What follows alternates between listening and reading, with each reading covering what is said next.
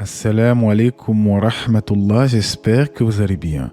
Dans la continuité de notre série sur Riyad Salihin, nous reprenons avec plusieurs chapitres liés à certaines interdictions en religion, comme œuvrer pour être vu et entendu, regarder une femme étrangère et tout ce qui peut mener à de tristes conséquences. Tout d'abord, petit rappel essentiel sur ce que l'on nomme at-tawhid en arabe, le monothéisme pur. En islam, tout acte d'adoration doit être consacré à Allah seul et sans associé. Autrement dit, on ne sacrifie pas une bête pour un saint ou un homme vertueux, on n'adore pas un autre qu'Allah et toutes nos invocations lui sont réservées exclusivement. Je sais que certains diront « Alhamdulillah, moi je n'adore qu'Allah » car beaucoup de musulmans connaissent tout de même leurs fondamentaux et c'est une bonne chose. Mais attention, car le polythéisme peut se manifester de manière bien plus subtile à travers ce que l'on nomme l'ostentation. Si tu pries pour que les gens soient satisfaits de ta belle récitation, si tu donnes de l'argent pour que les gens te respectent, alors sache que tu as associé à Allah dans l'adoration, walayadu billah. Et Allah nous dit en ce sens, il ne leur a été commandé cependant que d'adorer Allah, lui vouant un culte exclusif, d'accomplir la salat et d'acquitter la zakat, et voilà la religion de droiture. Je me souviens qu'une fois j'avais conseillé à un frère en lui disant d'éviter de trop se vanter de ses bonnes actions en toute fraternité, et il m'a répondu « Ah mais là tu abuses mon frère, c'est pas du shirk ». Eh bien justement, comme nous l'avons déjà vu sur la chaîne, celui qui œuvre uniquement pour autre qu'Allah, c'est un hypocrite qui commet du polythéisme majeur. Mais celui qui est généralement sincère au quotidien, mais sans de l'ostentation se manifester durant son acte, il doit la repousser immédiatement, car sinon il sombrera dans le polythéisme mineur s'il n'y prend pas garde. On peut se recommander le bien comme le fait de jeûner le lundi et le jeudi, mais attention à toujours préserver notre intention. En d'autres termes, et afin de ne pas complexifier le sujet, œuvrons pour Allah seul tout simplement, sans jamais chercher à plaire aux autres dans nos adorations. L'islam, c'est la religion du monothéisme pur par excellence, et l'expression de ce monothéisme se trouve dans l'attestation de foi du musulman. Il n'y a pas de divinité en droit d'être adorée si ce n'est Allah, et Mohammed est son messager. Ceci nous mène d'ailleurs à un hadith qui met en lumière la gravité de l'ostentation. Dans ce hadith, il est dit qu'au jour de la résurrection, on amènera un homme qui a combattu dans le sentier d'Allah et qui dira « J'ai combattu pour toi, ô Allah ».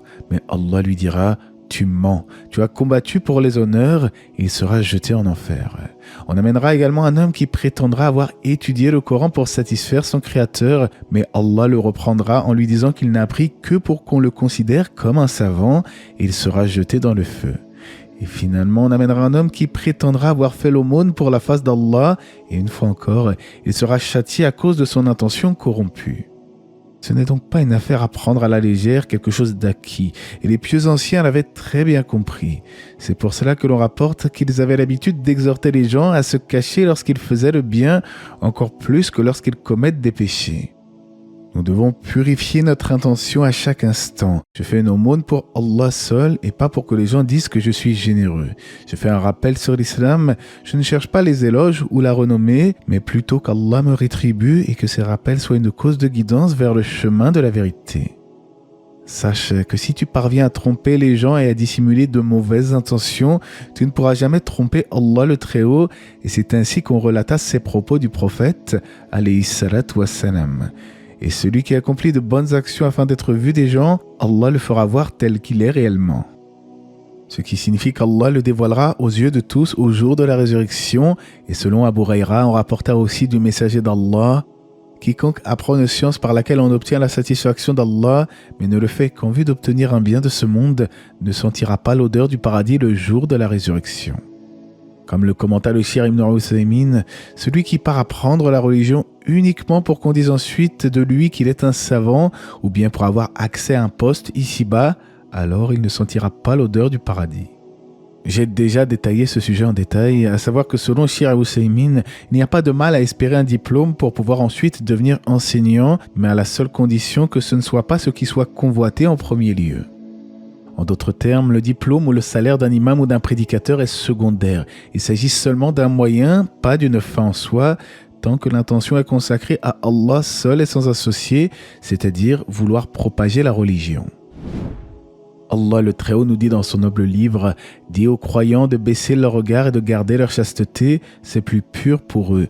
Allah est certes parfaitement connaisseur de ce qu'ils font.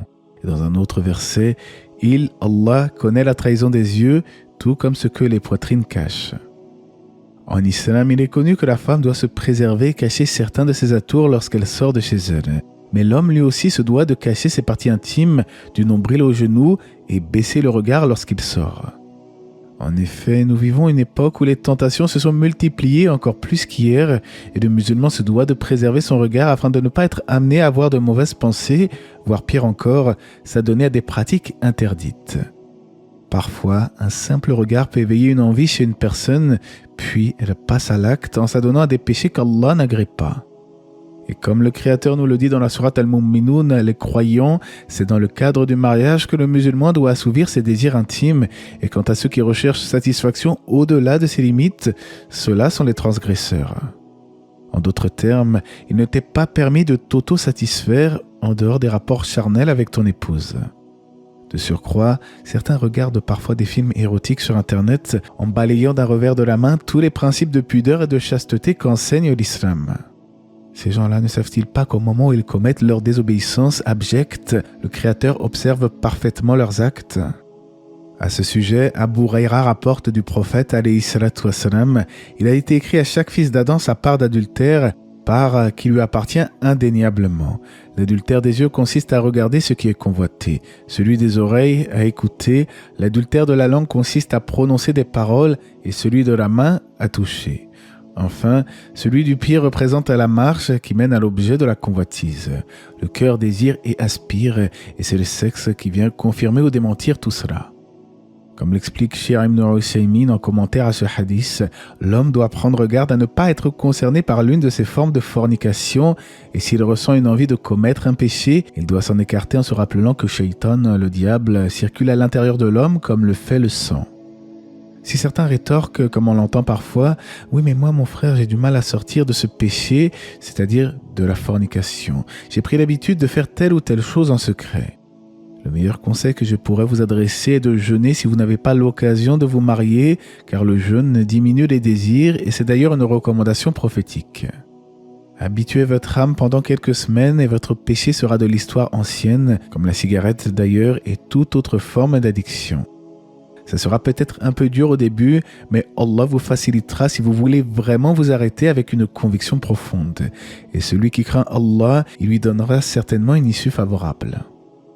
Je pourrais aussi vous recommander d'occuper votre esprit avec des livres de religion ou dans d'autres domaines, mais je sais que chacun a des préoccupations différentes et nous ne sommes pas forcément tous de grands lecteurs. Si vous aimez la menuiserie, le football entre amis ou tout autre loisir licite qui comporte du bien, alors mieux vaut se pencher vers ce genre de choses que de songer à longueur de journée aux femmes et qu'Allah préserve notre jeunesse. On rapporta également du prophète au sujet du regard vers ce qui est interdit. J'interrogeais le prophète au sujet du regard fortuit vers ce qui ne convient pas de regarder. Il me répondit ainsi : « Détourne ton regard ». Ce qui signifie que lorsque le regard du musulman croise celui d'une femme étrangère, il doit à tout prix détourner le regard.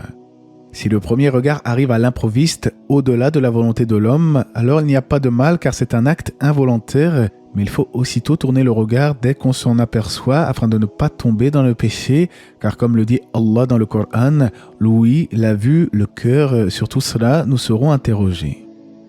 Plus encore, l'islam interdit de s'isoler avec une femme étrangère en raison de la tentation que cela pourrait engendrer.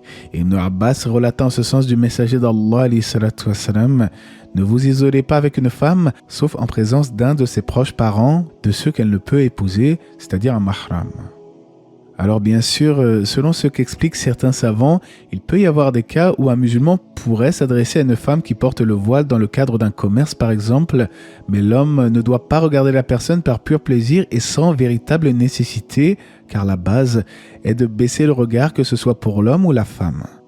Quant à celui qui regarde délibérément les atours du sexe opposé par plaisir, qu'il prenne garde, car ceci pourrait le mener au péché comme nous l'avons vu et qu'Allah nous en préserve. Alors, je me souviens qu'une fois un frère regardait une femme avec insistance et je lui ai fait comprendre que cela est interdit. Et j'ai compris que son regard s'était perdu car il a dit « Astaghfirullah » tout de même.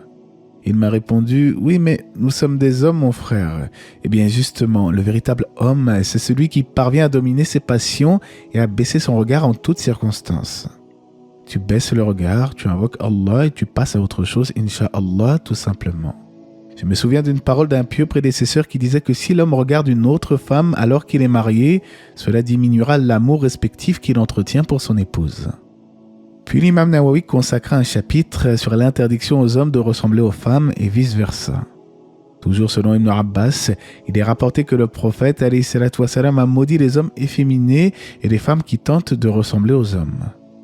Par exemple, on sait en islam que l'homme ne peut pas porter de l'or ni se travestir en cherchant à ressembler aux femmes et l'inverse est également vrai. Aussi, Abu Huraira rapporte du prophète sallallahu alayhi wa sallam: il y a deux catégories parmi les damnés de l'enfer que je n'ai pas vues.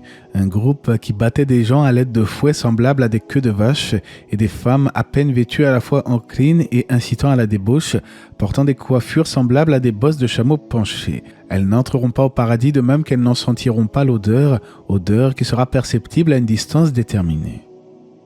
Nous avions déjà évoqué le sujet des femmes qui seront habillées tout en étant nues en réalité, et c'est un signe de la fin des temps qui semble s'être clairement manifesté à notre époque.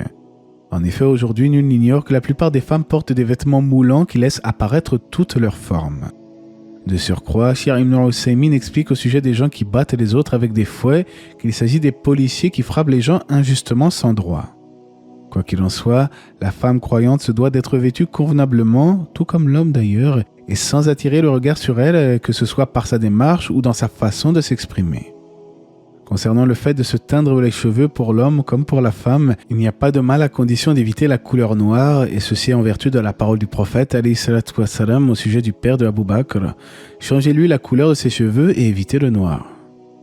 Aussi, au sujet de la coupe de cheveux, attention aux hommes qui font des dégradés avec un style punk très prononcé, en rasant complètement une seule partie de la tête tout en laissant une autre. Et Ibn Omar a rapporté en ce sens, le prophète a interdit de se raser uniquement une partie de la tête. Et dans un autre hadith, le prophète alayhi salatu wassalam vit un garçon qui avait rasé une partie de sa tête seulement. Il réagit en disant « rasez-le complètement ou laissez-le », c'est-à-dire laissez ses cheveux pousser. Également dans les hadiths, le prophète a maudit les femmes qui s'épilent les sourcils, celles qui portent la perruque, de même que celles qui se font faire des tatouages. Il est également déconseillé, makrouh, de s'arracher les poils blancs des cheveux et de la barbe, comme on le rapporte du messager alayhi salatu wassalam. N'arrachez pas les poils blancs car ils sont la lumière du musulman le jour de la résurrection. Après cela, l'imam An-Nawawi cite d'autres narrations où le prophète expliqua entre autres que le musulman se doit de se purifier avec sa main gauche lorsqu'il nettoie ses parties intimes. En effet, la main droite est utilisée pour toute chose et à contrario, la main gauche est utilisée concernant les souillures. Parmi les bons comportements du musulman, il y a aussi le fait de ne pas s'aventurer dans des sujets qu'il ne maîtrise pas, et on rapporta en ce sens de Ibn Mas'ud que le fait de dire « Allah c'est mieux » fait partie de la connaissance. Ainsi, lorsqu'un musulman ne maîtrise pas un sujet ou bien s'il est interrogé sur une problématique bien précise, il ne doit pas s'empresser de répondre afin que les gens le considèrent savant. Au contraire, même les plus grands de nos imams savaient dire « Allah c'est mieux », il n'y a aucune gêne à cela. La honte, ce serait plutôt de répondre à toutes les questions sans aucune retenue et qu'Allah nous préserve de délivrer des avis religieux avec ignorance. On peut parfois répondre sur des sujets d'ordre général, mais il y a des interrogations qui nécessitent de la prudence et une connaissance profonde des circonstances. Également, comme nous l'avons vu, l'interdiction pour les croyants et croyantes de se lamenter en se déchirant les vêtements et en se frappant les joues lors d'un décès. Il n'y a aucun mal à pleurer car ceci est tout à fait naturel, bien entendu, tant qu'il n'y a pas d'exagération, et le prophète disait en ce sens, alayhi salatu wassalam, ne fait pas partie des nôtres celui qui se frappe les joues, déchire ses vêtements et prononce des invocations propres au temps de l'ignorance, jahiliyya. Dans ce rappel, nous avons vu ensemble les hadiths du prophète en lien avec l'ostentation, le fait d'œuvrer pour être vu et entendu, et en quoi cela peut mener le serviteur à la perdition la plus totale s'il n'y prend pas garde. Nous sommes aussi penchés sur les textes du Coran et de la Sunna au sujet de la chasteté et du fait de baisser le regard, ce qui doit être l'attitude du musulman et de la musulmane soucieux et soucieuse de leur foi. Dans la prochaine vidéo, Inch'Allah, de la série, le sujet sera l'astrologie, à ne pas confondre avec l'astronomie bien entendu. C'est-à-dire par exemple le fait de consulter des horoscopes et d'aller chercher conseil auprès des voyants.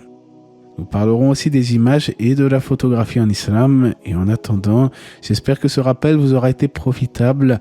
À Allah revient la connaissance pure et parfaite et que la paix et les bénédictions d'Allah soient sur le prophète, sa famille et ses compagnons.